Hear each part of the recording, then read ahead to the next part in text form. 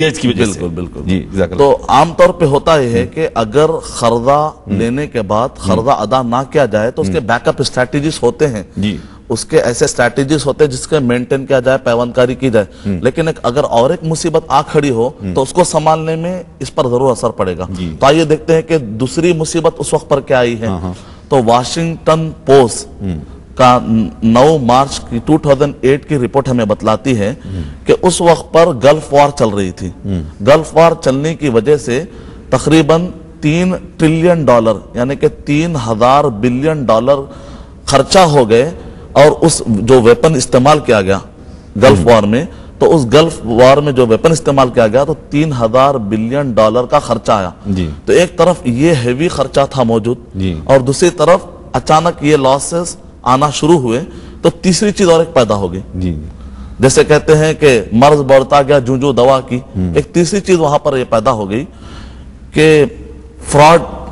کے اسکیمز پیش آنے شروع ہو گئے اس سے پہلے ایک اور ایک چیز آئی جس کو ہم کہتے ہیں نیچرل ڈیزاسٹر یعنی فطری اعتبار سے ناگہانی آفتیں یا مصیبتیں یا قدرتی نظام کے مطابق جیسا کہ کٹرینا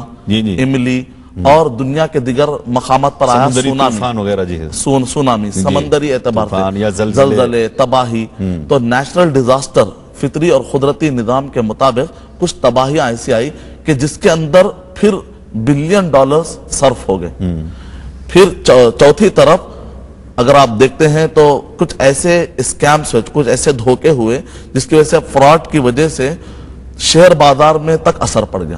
اور $1 بلین کا خرچہ وہاں پر نقصان ہوا یہ چاروں اسباب ملے جس کی وجہ سے مغربی دنیا اس کو مینٹین کرنے تک ریسیشن آ گیا تو یہ وہ اسباب ہیں جس اسباب پر غور کرنے سے ایک بات ہمیں سمجھ میں آتی ہے وہ یہ ہے کہ بعض لوگ یہ کہتے ہیں کہ اس وقت پر اسلامی حل ہے کیا تو میں ایک چھوٹی مثال دینا چاہوں گا حل کا مطلب ہمیشہ ضروری نہیں ہے کہ کوئی خارجی حل لایا جائے حل کا ایک مطلب یہ ہوتا ہے کہ داخلی جو نظام بگڑ چکا ہے اس کی اصلاح کرنے سے بھی حل مل جاتا ہے تو اس کی ایک چھوٹی مثال میں عام طور پہ سمجھاتا ہوں اپنے ویورز کو وہ یہ ہے کہ اگر میرے پاس ٹینکر بھر کر بھی پانی موجود ہو اور کہیں پر کوئی گھر کو آگ لگ رہی ہو تو اس وقت پر لوگ مجھ سے کہیں گے کہ مولانا پانی آپ استعمال کیجئے ٹینکر بھر کے آپ کے پاس پانی موجود ہے آپ پانی جو ہے کا بہاؤ کیجئے تاکہ یہ آگ بجھ جائے یقیناً میں تیار ہوں اس حل کو اپنانے کے لیے اس میں محنت کرنے کے لیے لیکن میں اگر ادھر سے پانی ڈالوں گا اور دوسری طرف سے اسی وقت پر کوئی اس آگ پر اگر پیٹرول کا چھڑکاؤ کر رہا ہے تو میرا پانی ڈالنا مفید ثابت نہیں ہوگا تو میں کہوں گا کہ میرا حل اس وقت پر کارگر ہوگا جبکہ وہاں کا جو نظام بگڑا ہوا ہے یعنی کوئی جو پیٹرول ڈال رہا ہے جب تک اس پیٹرول کو ختم نہ کرے ڈالنا ختم نہ کر دے میرے پانی کا بہاؤ کارگر نہیں ہوگا تو اسی طریقے سے جو اکانومی سسٹم جاری ہے دنیا میں اس کے بیسک نظام میں کچھ ایسے خرابیاں ہیں جب تک ان خرابیوں کو نہیں نکالا جائے گا اسلامی سولوشن کا فائدہ ہونے والا نہیں ہے یعنی اس کے دوسری مثال یوں بھی دے سکتے ہیں کہ اگر کسی پیدے برتن کے پیدے میں سوراخ ہے تو وہاں سے اب وہ گر رہا ہے جو اس کے اندر ہے اوپر سے آپ جتنا بھی ڈالو گے تو وہ بھر تو نہیں سکے گا تو بیس مضبوط ہونا چاہیے پہلے جو ہے جو راستے سے نکل رہا ہے یہ وہ راستہ بند ہونا چاہیے تو یقیناً جو ہے سسٹم کچھ ایسا ہے کہ جس سسٹم نے جو ہے اقتصاد کے یعنی پیدے میں سوراخ کر دیا ہے بالکل صحیح اس سوراخ کو جب تک بند نہیں کیا جائے گا اس وقت تک اس کی اصلاح ناممکن ہے یا جتنا بھی پیسہ ڈال دیں گے پھر اسی راستے سے بہ جائے گا اس لیے بہت اچھی مثال دی اس وقت دنیا میں جو ہے نظام اور سسٹم ہے یعنی مالی سسٹم کے یا اقتصاد کے دیکھا یہ جا رہا ہے کہ دنیا 2 بلاک میں تقسیم تھی اور اب بھی بہت حد تک تقسیم ہے جو ہے ایک راسمالیت کیپٹلزم اور دوسرے جو ہے وہ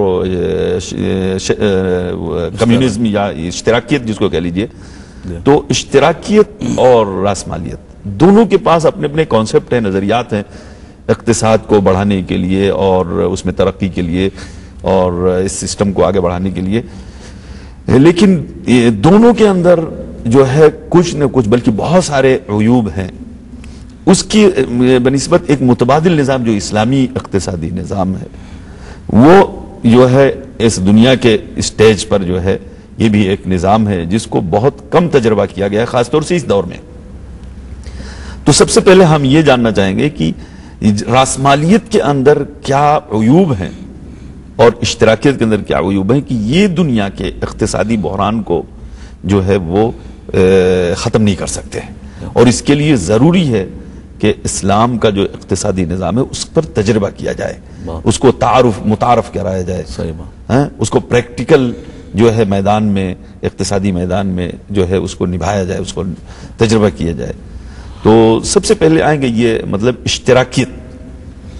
اور یوں تو دیکھنے میں ساری دنیا نے دیکھ لیا کہ اشتراکیت جو ہے ڈھہ گئی اور تباہ ہو گئی، اور اکنومی تباہ ہو گئی اشتراکی ملکوں کی، لیکن پھر بھی کیا اسباب تھے جس کی وجہ سے وہ جو ہے زوال کا شکار ہو گئے اور ناکام ہو گئی؟ جیسا کہ ہم نے ابھی ایک مثال دی ہے، اسی مثال سے ہم سمجھ سکتے ہیں، وہ تو مثال ہے، لیکن ابھی ہم واقع میں یعنی اس کے نظریات پر بالکل ڈائریکٹ جو ہے یہ جاننا چاہیں۔ کمیونزم اور کیپٹلزم میں وہی ہوا جو کہ ایک نظام کی خرابی میں پایا جاتا ہے۔ تو کمیونزم اور کیپٹلزم جس وقت پر یورپ کی اور مغربی وادیوں میں جب اس کا داخلہ ہوا تو اس وقت پر لینن اور مارکس کے بہت بڑے بڑے مجسمے بنائے گئے، لیکن بعد میں جب تجربہ ختم ہوا تو وہیں کے لوگوں نے جتنے تقدس کے ساتھ یہ مجسمے سجائے تھے ان مجسموں کو گرانا شروع کر دیا، کیونکہ کمیونزم اور کیپٹلزم بظاہر تجارت نظر آتی ہے لیکن اس کے اندر